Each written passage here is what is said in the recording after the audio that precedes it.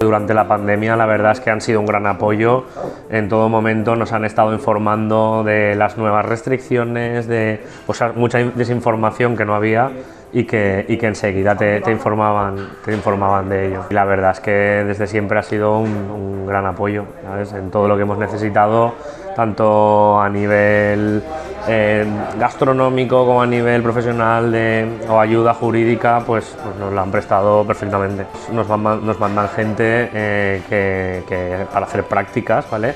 Y de hecho, bueno, algunas se ha incorporado en la plantilla, o sea que bueno, siempre viene bien tener a gente en prácticas y luego pues si la verdad es que si funcionan y encajan, pues la verdad es que estamos abiertos a quedárnoslo siempre.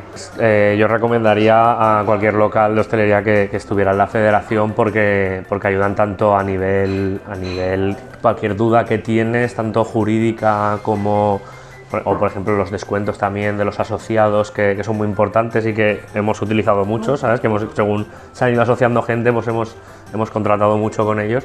La verdad es que pues se lo recomendaría 100% porque es una ayuda perfecta, que coges, llamas el momento el teléfono y te solucionan cualquier duda.